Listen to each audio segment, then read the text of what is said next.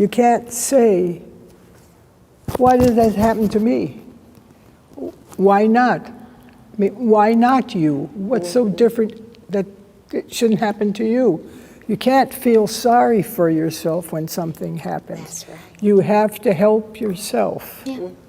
And it's how you deal with the difficult time that's important.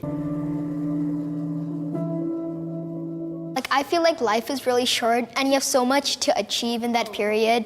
And in that short period, you need to show the world your purpose. Well, death is probably gonna be scary for me because I'm a crybaby. I can barely handle heights. If you wanted me to be on a roller coaster, I will be crying even before it started. Yeah, but the thing is that if you don't take risks, how will your life journey be rewarding? Like, if you guys are afraid of heights, what if you try to overcome it? And what if that makes your life more memorable? I tried to, but I kind of did enjoy it, but at the same time, it felt like I'm about to die. Death is part of living. It happens to everybody, to some people sooner than others. But the important thing is to try and live your life how you think you want to live it. I don't know how I will. It's not an easy thing. When you lose someone you love, you learn to live without them. And hopefully you gain something from your relationship with those people. I agree with you.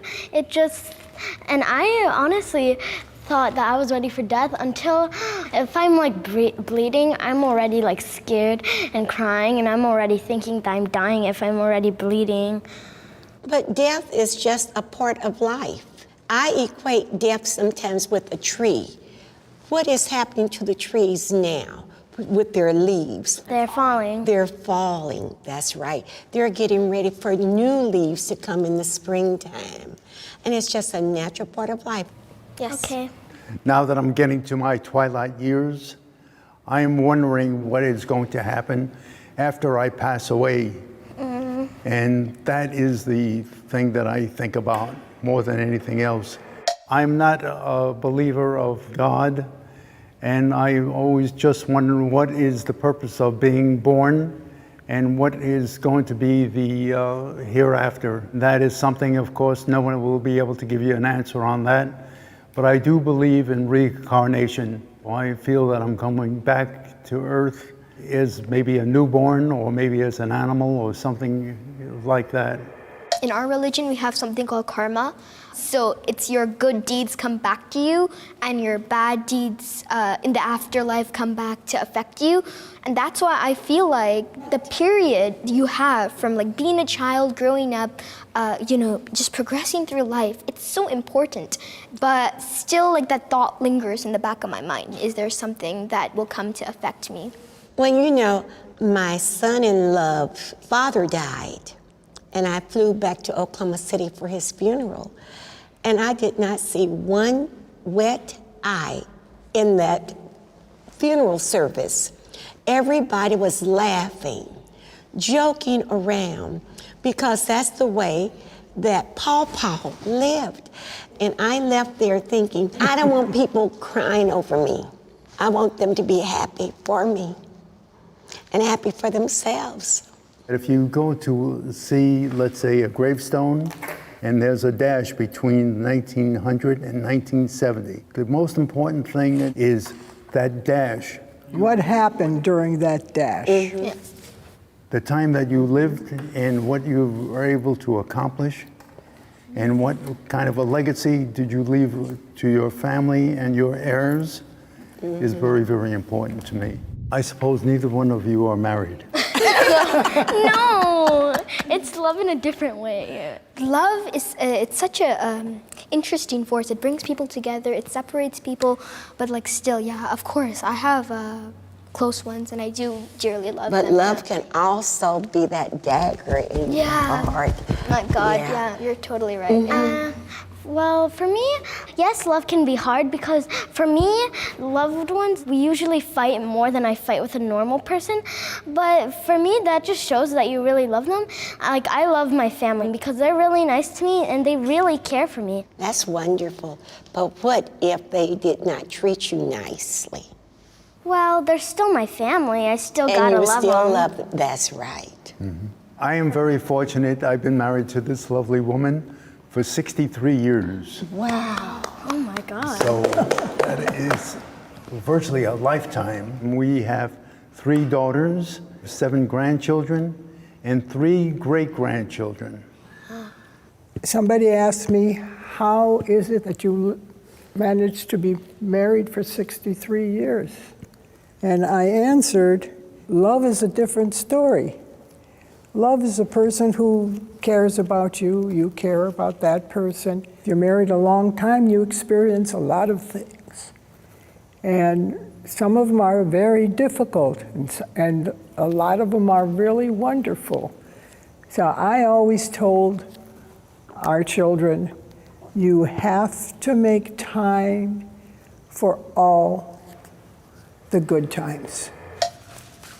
Do you think that in the future, the love that your family gives you is equal to that of a love that a partner would give you? Like, these guys definitely love each other so much. And I think the love of your guys' family plus your guys' connection with each other were the reasons you guys got through hard times together. I mean, it could be true that they love me as much as my family, like in 6 years from now when I actually start dating or something. The love and the things your family teaches you are really like gonna stay with you forever, even though a lover might not. I think that deep within everybody, there is good inside them, except it's with some people, they haven't found themselves yet in life to be able to show their goodness. I would like to think that everyone is good, but when I look at the news, for example, a family completely annihilated just a few days ago. Where was the goodness in that man who murdered these people?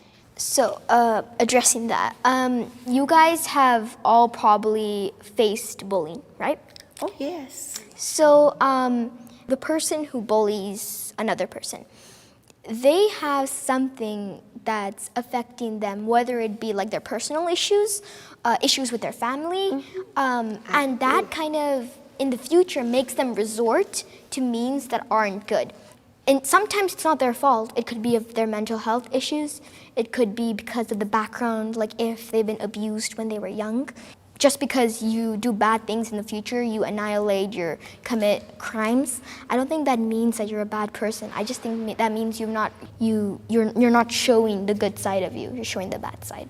There are a lot of good people, and you may be right. Maybe everybody has the ability to be good, but some people don't exercise it. And again, there are people who,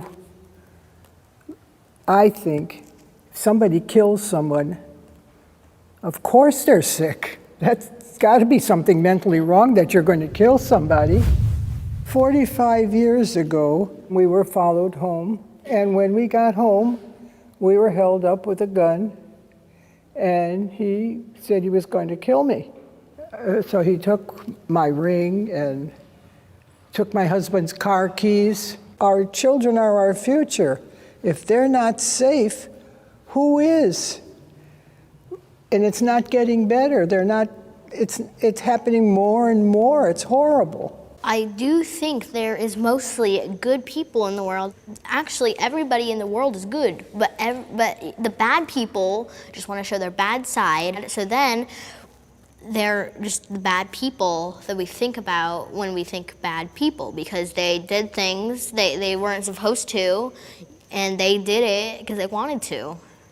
I was always taught to the golden rule. Treat others the way you want to be treated. That's right. I would like to be treated kindly, and I would hope that. Well, for me, I'd love to be rich because, let's say I have like $1 million. I can invest in stocks first, and then I can start like a business, and then I can make more money, and then the more money that I get, I can also help other people. Like I can help poor people, I can donate to charities, and I can also help out myself and other people. But basically, you think you require money to be rich. Well, you can also be rich in love, But you can be rich in other things in what you have. like a great personality too. Yes, I think I am rich because I'm blessed with a wonderful family. I think that a lot of times what happens, people think of accumulating wealth, which is a sign of happiness. And happiness to me is, there's one word, it's contentment. If you are content with your life and what you're doing, I think you're then very, very happy and very, very rich. I feel like I'm already rich in happiness because I have nice friends and I have a nice family and I have a pretty nice life. I'm actually pretty spoiled. Well, actually. But don't tell your mother and father, right? It would be cool to be rich, but when I think of rich, I think of kind of selfish people with golden cars, mansions, show off. When I think of rich people, I think of kind of mean people. Not all rich people are mean. I mean, I know that's not what you meant, but I know that you only think about the mean rich people, but not everybody that is rich is mean. Yeah, but I mean, like, most of them are like show off because they're like, I have so much more money than you. I have a mansion, I'm a millionaire. No, I don't like mean people, so that is not really what I like. One of my favorite authors, he said, it is with the heart that one can see rightly. What is essential is invisible to the eyes. So I think money is materialistic. And as you said, materialistic things in my life don't matter to me. It's more of trust, your friends, your support system, your family, things that matter to you, things that can only be seen with the heart, not with your eyes. I like that, and I agree with you. Life is hard. Like, as a kid, have very bad anxiety, which does not help with how hard life is. There is smooth sailing, and then something bad just strikes up at you, and you aren't ready, and then it all happens all over again. And it is very, very hard to do that. Life has its seasons, just like winter, spring, summer, and fall. You have to really be strong to go through those rough seasons. But yeah, life can be tough. It can be tough. Yeah. I also think that your lives were kind of harder than ours now because, like, for research, instead of like reading a book and looking for the right specific page, we could do that, but we can also just like internet, and then we can find exactly what we're looking for. Also, the rights that we have. Back then, if I'm correct, like around the 1930s to the 1940s, life was hard because of segregation, of discrimination, of women's rights. And in some sense, I feel like that today's life is somewhat easier. Well, guess what, Neil? I think that kids are having it rough today. And I am so glad I'm not of this generation. Well, life happens. Well, that's right. And you have to deal with it. Mm-hmm. You can't say, why did that happen to me? Why not? I mean, why not you? What's so different that it shouldn't happen to you? You can't feel sorry for yourself when something happens. That's right. You have to help yourself. Yeah. Mm-hmm. And it's how you deal with the difficult time that's important. Yeah. Because you have to go forward, not backward. I just wanted to say quickly that you guys were all really wise. You guys have had ups and downs. You guys have had hardships. And I was very fortunate to talk to you guys. Thank you, yeah. Thank you. I'm not worried about the future because you are the future. I would encourage you all to interview your elders because you don't want to miss out on anything, any facts about your family. For me, my parting words is that I hope you all have a good day now. Oh, like not even just a good day, a good life. Thank you. Thank And we you. hope you Thank do you. too, and we hope your life is wonderful life full of interest.